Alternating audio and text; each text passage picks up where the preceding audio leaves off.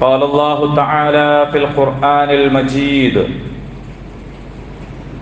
أعوذ بالله من الشيطان الرجيم. قل صدق الله فاتبعوا ملة إبراهيم حنيفا وما كان من المشركين. إن أول بيت وضع للناس للذي ببكة مباركا وهدى للعالمين فيه آيات بينات مقام إبراهيم ومن دخله كان آمنا ولله على الناس حج البيت من استطاع إليه سبيلا ومن كفر فإن الله غني عن العالمين. صدق الله العظيم. ആദരണീയരായ സഹോദരന്മാരെ, സഹോദരിമാരെ, അല്ലാഹു സുബ്ഹാനഹു തആല കൽപ്പിച്ചത് പ്രകാരം ജീവിതത്തിൻ്റെ എല്ലാ സന്ദർഭങ്ങളിലും തഖ്വ ഉള്ളവരായിരിക്കുവാൻ പരമാവധി പരിശ്രമിക്കണമെന്ന് ആദ്യമേ തന്നെ ഉപദേശിക്കുകയാണ്. അല്ലാഹു സുബ്ഹാനഹു തആല നമ്മെല്ലാവരെയും അനുഗ്രഹിക്കുമാറാകട്ടെ. ലോകത്തെല്ലായിടത്തുമുള്ള വിശ്വാസികൾ അവരുടെ ശ്രദ്ധ മസ്ജിദുൽ ഹറാമിലേക്ക് തിരിഞ്ഞിരിക്കുന്ന ഒരു സന്ദർഭത്തിലാണ് നാം ഉള്ളത്. ഹാജിമാർ യാത്ര ആരംഭിക്കുകയും ബന്ധുക്കളും പ്രിയപ്പെട്ടവരും നാട്ടുകാരുമൊക്കെ അവരെ യാത്ര അയച്ചുകൊണ്ടിരിക്കുകയും ചെയ്യുന്ന ഒരു സന്ദർഭമാണ്. എല്ലാവരുടെ നോട്ടവും ശ്രദ്ധയും പരിശുദ്ധമായ മസ്ജിദുൽ ഹറാമിലേക്കാണ് ഇപ്പോഴുള്ളത്. ഹജ്ജിൻ്റെ സന്ദർഭത്തിലാണ് അത് പരമാവധിയിലെത്തുക എങ്കിലും വിശ്വാസികളെ സംബന്ധിച്ചിടത്തോളം എല്ലാ ദിവസവും എല്ലാ നിമിഷവും അവരുടെ മനസ്സിൽ പരിശുദ്ധ കഅബയുണ്ട്. കാരണം നമ്മുടെ നമസ്കാരത്തിൻ്റെ ഖിബില അതാണ്. നമ്മൾ പ്രാർത്ഥിക്കുമ്പോൾ തിരിഞ്ഞു നിൽക്കുന്നത് അങ്ങോട്ടാണ്. ഓരോ വിശ്വാസിയുടെയും വിശ്രമ സന്ദർഭങ്ങളിൽ അവർ ഉറങ്ങാൻ കിടക്കുമ്പോൾ അവരുടെ മുഖം തിരിക്കുന്നത് കഅബയിലേക്കാണ്. വിശ്വാസികളിൽ നിന്ന് ആളുകൾ മരിച്ചു പോകുമ്പോൾ അവരുടെ ജനാസ നമസ്കാര സമയത്തും അതിനു മുമ്പ് കുളിപ്പിക്കുമ്പോഴും ഒക്കെ അതിൻ്റെ മുഖം തിരിച്ചു വെക്കുന്നത്, ഒടുവിൽ ഖബറിൽ അവരെ കിടത്തുന്നത് അപ്പോഴും അവരുടെ മുഖം ഖിബലക്ക് നേരെയാണ്. അപ്പൊ എല്ലാ സന്ദർഭങ്ങളിലും എല്ലാ നിമിഷങ്ങളിലും നമ്മൾ തിരിഞ്ഞു നിൽക്കുന്ന നമ്മുടെ ഖിബലയാണ് കഅബ. അവിടെ കാണാൻ ആഗ്രഹിക്കാത്തവരാരും ഉണ്ടാവുകയില്ല. കണ്ടവർക്ക് വീണ്ടും കാണാൻ കൊതിയുള്ള, കാണാത്തവർക്ക് ഒരിക്കലെങ്കിലും കാണണമെന്ന് ആഗ്രഹമുള്ള, അതിനുവേണ്ടി പ്രാർത്ഥിക്കുന്ന ഒരിടം. എല്ലാവരും കൂടി ഹജ്ജിന് വേണ്ടി, ഉംറയ്ക്ക് വേണ്ടിയൊക്കെ പരിശുദ്ധ കഅബയുടെ അടുത്തേക്ക് ഓടിച്ചെന്നാൽ എന്താണ് കഅബക്ക് അകത്തുള്ളത്? കഅബയുടെ അകത്തുള്ള എന്തെങ്കിലും ഒന്ന് കാണാൻ വേണ്ടിയല്ല പോകുന്നത്. ആ വാതില് തുറന്ന് കണ്ടവർ അത്യപൂർവമാണ്. അതിനകത്ത് പ്രവേശിച്ചവർ അത്രയും വരില്ല. പക്ഷേ അതിനകത്തുള്ള എന്തെങ്കിലും ഒരു നിർമ്മിതിയോ അതിന് പുറമെയുള്ള വല്ല ചിത്രപ്പണികളോ ഒന്നുമല്ല. ആ വിശുദ്ധ ഭവനവും ആ വിശുദ്ധ ഭവനത്തിന് ചുറ്റുമുണ്ട് എന്ന് അല്ലാഹു തആല തന്നെ പരിചയപ്പെടുത്തിയിട്ടുള്ള അവന്റെ ആയത്തുകളെയും കാണാൻ വേണ്ടിയാണ്, അതനുഭവിക്കാനാണ്, അള്ളാഹുവിന്റെ വിളിക്കുത്തരം നൽകുവാൻ വേണ്ടിയാണ് വിശ്വാസികളെല്ലാവരും കഅബയെ ലക്ഷ്യമാക്കിക്കൊണ്ട് പോകുന്നത്. പരിശുദ്ധ ഖുർആനിൽ ഞാൻ ഓതി വെച്ചിട്ടുള്ളത് സൂറ ആല ഇംറാനിലെ 3 ആയത്തുകളാണ്.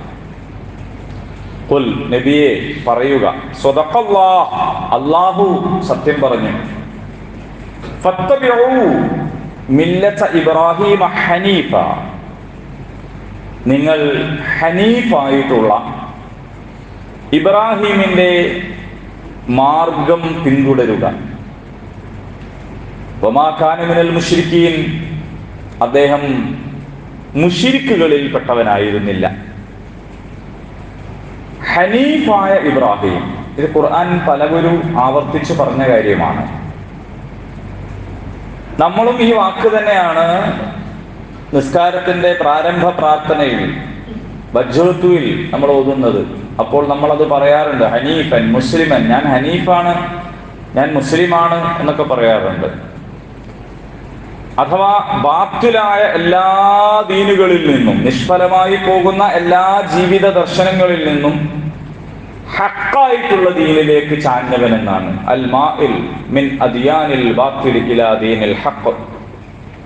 ഹനീഫിന്റെ അർത്ഥത, നമ്മുടെ ചുറ്റുപാടുകളിൽ പലതരത്തിലുള്ള ദർശനങ്ങൾ ഉണ്ടാകും, ജീവിത കാഴ്ചപ്പാടുകൾ ഉണ്ടാകും, പലതരം ദീനുകൾ ഉണ്ടാകും. ദീനിന്റെ ജംആയിട്ടുള്ള അദിയാൻ എന്നാണ് അവിടെ പറഞ്ഞിട്ടുള്ളത്. അതിൽ നിൽക്കെ തന്നെ പ്രാർത്ഥനാ നേരത്തോ ആരാധനാ സന്ദർഭങ്ങളിലോ ഒരു ദീനിൽ കൂടുക എന്നതല്ല. അത്തരം എല്ലാറ്റിൽ നിന്നും വിട്ടൊഴിഞ്ഞ് മാറി ചെരിഞ്ഞ് ചാഞ്ഞ് ദീനിലേക്ക് പ്രവേശിക്കുക, ഇതിനാണ് ഹനീഫ് എന്ന് പറയുക. അങ്ങനെയുള്ള ഹനീഫായിരുന്നു ഇബ്രാഹിം അലൈഹിസ്സലാം. ഒരിക്കൽ പോലും അദ്ദേഹം മുശ്രിക്കായിരുന്നിട്ടില്ല. ഇന്ന അവ്വല ബൈത്തിൻ വുദിഅ ലിന്നാസ്, നിശ്ചയമായും ജനങ്ങൾക്ക് വേണ്ടി ആദ്യമായി തന്നെ സ്ഥാപിക്കപ്പെട്ടിട്ടുള്ള ഭവനം, ബൈത്ത്, ലല്ലദീ ബിബക്കത മുബാറകൻ വഹുദൻ ലിൽ ആലമീൻ, ആ ഒന്നാമത്തെ ഭവനം ബക്കയിൽ ഉള്ളതാണ്. പരിശുദ്ധ ഖുർആനിൽ മക്ക എന്നും പറഞ്ഞിട്ടുണ്ട്, ബക്ക എന്നും പറഞ്ഞിട്ടുണ്ട്. അതിനെക്കുറിച്ച് വിശദമായ ചർച്ചകളൊക്കെ തഫ്സീറുകളിലുണ്ട്. നമുക്കിപ്പോൾ അതൊന്നും വിശദീകരിക്കാനുള്ള സന്ദർഭമല്ല. എന്തായാലും പരിശുദ്ധ കഅബ നിൽക്കുന്ന ഇടമാണ് ബക്ക എന്നതിനെ ചുരുക്കി മനസ്സിലാക്കാം. അഥവാ ബക്ക എന്ന് പേര് പറയാനുണ്ടായ ഒരു കാരണം അത് പൂർവികരായിട്ടുള്ള വേദക്കാർക്കും പരിചയമുള്ള ഒരു പദമായിരുന്നു എന്നതുകൊണ്ടാണ്. പൂർവവേദങ്ങളിൽ അങ്ങനെ വന്നിട്ടുണ്ട്. പൂർവവേദങ്ങളിൽ അങ്ങനെ വരുമ്പോൾ മഹാനായ ഇബ്രാഹിം അലൈഹിസ്സലാമിന്റെ പ്രവർത്തന കേന്ദ്രമായിരുന്നു മക്ക എന്ന് മനസ്സിലാക്കേണ്ടി വരും. എന്ന് മാത്രമല്ല, ഇബ്രാഹിം അലൈഹിസ്സലാമിന്റെ മകൻ ഇസ്മായിൽ അലൈഹിസ്സലാമയുടെ സന്താന പരമ്പര, ഇതൊക്കെ അള്ളാഹുവിനാൽ പ്രത്യേകം തെരഞ്ഞെടുക്കപ്പെട്ടവരാണ് എന്ന് മനസ്സിലാക്കേണ്ടി വരും. അതാണ് നേര്. പക്ഷേ ആ നേരിനെ അംഗീകരിച്ചു കഴിഞ്ഞാൽ ഇസ്രായേല്യരുടെ വംശീയ ബോധത്തിന് അത് വലിയ പരിക്കുണ്ടാക്കും. അവര് വലിയ വംശവൃതിയുടെ ആളുകളായിരുന്നു. അപ്പൊ അവർക്ക് ഇസ്മായിൽ അലൈഹിസ്സലാമിനെ അംഗീകരിക്കാനാവില്ല, ഹാജർ റളിയല്ലാഹു അൻഹയെ അംഗീകരിക്കാനാവില്ല.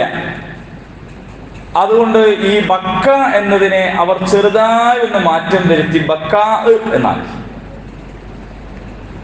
വിലപിക്കുന്ന എന്നർത്ഥത്തിൽ. അപ്പൊ വാദി ബക്ക എന്ന് പറയുമ്പോ വിലാപത്തിന്റെ താഴ്വര എന്നതിന് അർത്ഥം കിട്ടും. അങ്ങനെയാണ് അവര് അത് ഫലസ്തീനിലാണ്, ജെറൂസലമിലാണ് എന്നൊക്കെ പറയാൻ തുടങ്ങിയത്. എന്ന് മാത്രമല്ല, ഇബ്രാഹിം അലൈഹിസ്സലാം മകൻ ഇസ്മായിൽ അലൈഹിസ്സലാമിനെ അള്ളാഹുവിന്റെ കൽപ്പന പ്രകാരം അറുക്കാൻ കൊണ്ടുപോയത് മർവ കുന്നിലേക്കാണ്. പക്ഷെ അവരത് ജെറൂസലമിലുള്ള മറ്റൊരിടമാണ് എന്നും കൊണ്ടുപോയത് ഇസ്ഹാഖ് അലൈഹിസ്സലാമിനെയാണെന്നും മാറ്റത്തിരുത്തലുകൾ വരുത്തി പറയാൻ തുടങ്ങി. കാരണം എന്നാലാണ് ഇസ്ഹാഖ് അലൈഹിസ്സലാമിന്റെ മകൻ യാക്കൂബ് അലൈഹിസ്സലാം അഥവാ ഇസ്രായേൽ എന്ന പേരുള്ള യാക്കൂബ് അലൈഹിസ്സലാം, ആ സന്താന പരമ്പരയാണ് ശ്രേഷ്ഠം എന്ന് പറയാൻ വേണ്ടിയിട്ടാണ് അങ്ങനെയുള്ള പല കൃത്രിമത്വങ്ങളും അവർ വരുത്തിയിട്ടുണ്ട്. ഇതിനൊക്കെയുള്ള ഒരു മറുപടിയാണ് അള്ളാഹു പറയുന്നത്, ഇന്ന അവ്വല ബൈത്തിൻ വുദിഅ ലിന്നാസ് ലല്ലദീ ബിബക്കത മുബാറകൻ വഹുദൻ ലിൽ ആലമീൻ. അത് മക്കയിൽ ഉള്ളത് തന്നെയാണ്. ഒന്നാമത്തെ ബൈത്ത്, ഒന്നാമത്തെ ഭവനം ജനങ്ങൾക്ക് വേണ്ടി ഭൂമിയിൽ ആദ്യമായി സ്ഥാപിക്കപ്പെട്ടിട്ടുള്ളത് മക്കയിൽ ഉള്ളതാണ്. മുബാറകൻ, അത് അനുഗ്രഹീതമാണ്. വഹുദൻ ലിൽ ആലമീൻ, അത് ലോകർക്ക് സന്മാർഗം നൽകുന്നതാണ്. ഫീഹി ആയാതും ബയ്യിനാത്ത്, അതിൽ ധാരാളക്കണക്കായിട്ടുള്ള വ്യക്തമായിട്ടുള്ള ആയത്തുകളുണ്ട്. മഖാമു ഇബ്രാഹിം, അവിടെ ഇബ്രാഹിം അലൈഹിസ്സലാം നിന്ന സ്ഥലമുണ്ട്. വമൻ ദഖലഹു കാന ആമിന, ആരാണോ അവിടെ പ്രവേശിക്കുന്നത് അവർ നിർഭയരായി. വലില്ലാഹി അലന്നാസി ഹജ്ജുൽ ബൈത്തി മൻ ഇസ്തതാഅ ഇലൈഹി സബീല, ആ മന്ദിരത്തിൽ എത്തിച്ചേരാൻ കഴിവുള്ള ആളുകൾ ഹജ്ജ് നിർവഹിക്കുക എന്നത് അള്ളാഹുവിനോടുള്ള ബാധ്യതയാണ്.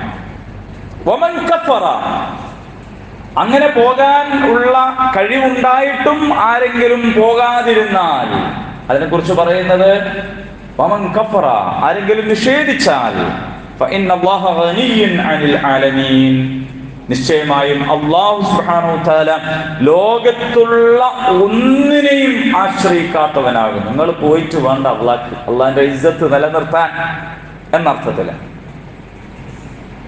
അപ്പോൾ മക്ക എന്ന് പറയുന്നത് വിശ്വാസികളുടെ മനസ്സിലെ ഏറ്റവും ശ്രേഷ്ഠമായ ഇടമാകുന്നതും ആഗ്രഹമാകുന്നതും ഒക്കെ അങ്ങനെയാണ്. ബൈത്തുൽ മഖ്ദിസിനെ സംബന്ധിച്ച് നമുക്കറിയാം, അല്ലാഹു സുബ്ഹാനഹു വതആല അയച്ച തിരുദൂതരായ റസൂലുള്ളാഹി സ്വല്ലല്ലാഹു അലൈഹി വസല്ലം ആദ്യകാലത്ത് അങ്ങോട്ട് തിരിഞ്ഞ് നമസ്കരിച്ചിട്ടുണ്ട്. അതിൻ്റെതായ കാരണങ്ങൾ അതിനുണ്ട്. പക്ഷേ ആദ്യകാലത്ത് ഈ ബൈത്തുൽ മഖ്ദിസ് പോലും നിർമ്മിക്കുന്ന സന്ദർഭത്തിൽ മസ്ജിദുൽ അഖ്സ പോലും തിരിഞ്ഞിരുന്നത് കഅബയുടെ നേർക്കായിരുന്നു എന്നാണ്. എന്ന് പറഞ്ഞാൽ മഹാനായ ഇബ്രാഹിം അലൈഹിസ്സലാം ആ കഅബ പണിതു എന്നാണല്ലോ നമ്മൾ പറയാറുള്ളത്. പക്ഷേ ഇബ്രാഹിം അലൈഹിസ്സലാം കഅബ പണിയുന്നതിന് മുമ്പും അവിടെ ആ വിശുദ്ധ ഭവനം ഉണ്ടായിരുന്നു. ഒരുപാട് കാലങ്ങൾക്ക് മുമ്പ് മലക്കുകളാണത് സ്ഥാപിച്ചതെന്ന് പറയുന്നുണ്ട്. ആദം അലൈഹിസ്സലാമാണത് സ്ഥാപിച്ചതെന്ന് പറയുന്നുണ്ട്. ആദം അലൈഹിസ്സലാമിന് തന്നെ അല്ലാഹു തആല ആ സ്ഥലം കാണിച്ചു കൊടുത്തതാണെന്ന് പറയുന്നുണ്ട്. അഥവാ അങ്ങനെ മുമ്പേ തന്നെ ലോകത്താദ്യമായി ഒരു വിശുദ്ധ ഭവനം ഉണ്ടാവുകയും പിന്നീട് ഏതോ ഒരു സന്ദർഭത്തിൽ അത് അവിടം ജനങ്ങൾ താമസിക്കാതെ മാറിപ്പോവുകയും അവിടെ നിന്ന് ആ ഭവനം കാലക്രമത്തിൽ ആരും അറിയാത്ത വിധമായി പോവുകയും ഒക്കെ ചെയ്തതാവാം. എന്തായാലും അള്ളാഹു പറയുന്നുണ്ട്, ഇബ്രാഹിം അലൈഹിസ്സലാമക്ക് ആ ഭവനത്തിന്റെ സ്ഥാനം നാം സൗകര്യപ്പെടുത്തി കൊടുത്ത സന്ദർഭം. അപ്പോ ഇബ്രാഹിം അലൈഹിസ്സലാമിന് അല്ലാഹു തആല ആ സ്ഥാനം കാണിച്ചു കൊടുക്കുകയാണ് ചെയ്തത്. ആ സ്ഥാനം കാണിച്ചു കൊടുത്തു എന്ന് പറയുമ്പോ അവിടെ മുമ്പ് അങ്ങനെ ഒന്നും ഉണ്ടായിരുന്നു. മാത്രവുമല്ല വിശുദ്ധ ഭവനത്തിന് സമീപമാണ് ഞാൻ എൻ്റെ കുടുംബത്തെ പാർപ്പിക്കുന്നത് എന്നൊക്കെ ഇബ്രാഹിം അലൈഹിസ്സലാം പറയുന്നുണ്ട്. അപ്പോൾ അതിന്റെ അടിത്തറ അവിടെ ഉണ്ടായിരുന്നു. പിന്നെ അതിന്മേൽ അള്ളാഹുവിന്റെ കൽപ്പന പ്രകാരം അത് കെട്ടിപ്പടുക്കുകയാണ് ചെയ്തിട്ടുള്ളത് എന്നാണ് ചരിത്രകാരന്മാർ പറയുന്നത്, പണ്ഡിതന്മാർ പറയുന്നത് അങ്ങനെയാണ്. അപ്പൊ ആ വിശുദ്ധമായിട്ടുള്ള ആ ഭവനം, ആ മക്കയിൽ സ്ഥിതി ചെയ്യുന്ന ഭവനം, അല്ലാ തുശ്രിക് ബി ശൈഅ വതഹ്ഹിർ ബൈതിയ ലിത്വാഇഫീന വൽഖായിമീന വറുക്അഇസ് സുജൂദ്, യാതൊന്നിനെയും നീ എന്നോട് പങ്കു ചേർക്കരുത്. തവാഫ് ചെയ്യുന്നവർക്ക് വേണ്ടിയും നിന്നും കുനിഞ്ഞും സാഷ്ടാംഗം പ്രണമിക്കുന്നവർക്കും പ്രാർത്ഥിക്കുന്നവർക്ക് വേണ്ടിയും ഈ ഭവനത്തെ നീ വിശുദ്ധമാക്കി വെക്കണം എന്നൊക്കെ നാം അദ്ദേഹത്തോട് കൽപ്പിച്ച സന്ദർഭം എന്ന് പറയുന്നത്. അഥവാ ഈ വിശുദ്ധ ഭവനം അതിന്റെ തുടക്കം മുതൽ തന്നെ അത് തൗഹീദിന്റെ അടിത്തറയിലായിരുന്നു. അവിടെ വിഗ്രഹങ്ങൾ ഉണ്ടായത്, അവിടെ ബഹുദേവാരാധന ഉണ്ടായത് പിൽക്കാലത്ത് സംഭവിച്ചതാണ്. അല്ലാതെ ആദ്യമേ തന്നെ വിഗ്രഹാരാധനയുടെ ഒരു കേന്ദ്രത്തെ പിന്നീട് ഏകദൈവത്വത്തിലേക്ക് കൊണ്ടുവന്നതല്ല. അത് ആദ്യമേ തന്നെ അല്ലാഹു തആലയെ മാത്രം ഇബാദത്ത് ചെയ്യുന്നതിന് വേണ്ടി നിർമ്മിക്കപ്പെട്ടിട്ടുള്ളതാണ്. പിന്നീട് ആളുകൾ വ്യതിചരിക്കുകയും വഴിമാറി സഞ്ചരിക്കുകയും ചെയ്തുകൊണ്ട് അവിടെ വിഗ്രഹങ്ങൾ സ്ഥാപിക്കുകയാണ് ചെയ്തിട്ടുള്ളത് എന്ന് നമുക്ക് മനസ്സിലാക്കാൻ കഴിയും. പരിശുദ്ധ മക്കയെ സംബന്ധിച്ച് നമുക്കറിയാം, അത് മുബാറക്കാണ് എന്ന് പറയുമ്പോൾ പല നിലക്കുമുള്ള അനുഗ്രഹങ്ങൾ അവിടെയുണ്ട്. നന്മകളുടെ ആധിക്യം എന്നതാണ് ബർക്കത്ത് എന്ന് പറഞ്ഞാൽ അതുകൊണ്ട് ഉദ്ദേശിക്കുന്നത്. പരിശുദ്ധ മക്കയെ കുറിച്ച് നമുക്കറിയാം, ലോകത്തിന്റെ നാനാഭാഗത്തു നിന്നുള്ള ആളുകൾ അവിടേക്ക് എത്തുന്നു. ലോകത്ത് എല്ലാ ഭാഗത്തു നിന്നുമുള്ള കായികനികൾ, പഴവർഗ്ഗങ്ങൾ അവിടെ എത്തുന്നു. എല്ലാ സന്ദർഭങ്ങളിലും അത് ജനനിബിഡമാകുന്നു. എല്ലാ തരത്തിലുള്ള ആശയവിനിമയങ്ങളും നടക്കുന്നു. ആ മണ്ണ് ഒരു പ്രത്യേകമായ ബർക്കത്തുള്ള മണ്ണായിട്ട് അവിടെ പോയവർക്കും പോകാത്തവർക്കും ഒക്കെ അറിയാവുന്ന ഒരു വസ്തുതയാണ്. പല നിലക്കും അത് മുബാറക്കാണ്. ഇതോടൊപ്പം നമ്മൾ മനസ്സിലാക്കേണ്ടത്, അല്ലാഹു സുബ്ഹാനഹു വ തആല മസ്ജിദ് എന്നല്ല പറഞ്ഞിട്ടുള്ളത്. ഇവിടെ ഇന്ന അവ്വല ബൈത്തിൻ ബൈത്ത് എന്നാണ് പറഞ്ഞിട്ടുള്ളത്. പരിശുദ്ധ കഅബയെ കുറിച്ച് അൽ ബൈത്ത് എന്നെന്തുകൊണ്ടാണ് പറഞ്ഞിട്ടുള്ളത്? എന്തായിരിക്കും അങ്ങനെ പറയാനുള്ള കാരണം? ലോകത്തിന്റെ എല്ലാ ഭാഗത്തുമുള്ള പള്ളികളുടെ ഖിബലയാണല്ലോ പരിശുദ്ധ കഅബ. നമ്മുടെ പള്ളി ആ കഅബയിലേക്കാണ് നമ്മുടെ ഖിബലയുള്ളത്. ലോകത്തെമ്പാടുമുള്ള പള്ളികളുടെ ഖിബല അവിടേക്കാണ്. ആ മസ്ജിദുൽ ഹറാം അത് അൽ ബൈത്ത് ആണ്. എന്തുകൊണ്ടാണ് അങ്ങനെ പറയാൻ കാരണം? അതിനെക്കുറിച്ച് നമ്മൾ ചിന്തിക്കുമ്പോൾ നമുക്ക് മനസ്സിലാവും, നമ്മുടെ കാലത്തുള്ളവർ കരുതുന്ന പള്ളി എന്നുള്ള ഒരു സങ്കല്പത്തെ, ആ സങ്കല്പത്തിൽ നിന്ന് വലിയ മാറ്റങ്ങൾ പള്ളിയെക്കുറിച്ച് നമ്മൾ വരുത്തേണ്ടി വരും. ഇപ്പൊ നമുക്ക് പള്ളി എന്ന് പറഞ്ഞാൽ എന്താണ്? പള്ളി എന്ന് പറയുന്നതിനെ കുറിച്ചുള്ള നമ്മുടെ ഒരു സങ്കല്പമുണ്ട്.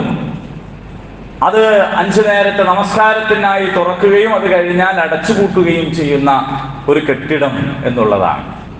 അങ്ങനെയാണ് പള്ളിനെ കുറിച്ച് മനസ്സിലാക്കുന്നത്. പക്ഷെ ബൈത്ത് എന്ന് പറഞ്ഞാൽ തന്നെ താമസിക്കുന്ന ഇടം എന്നാണ്.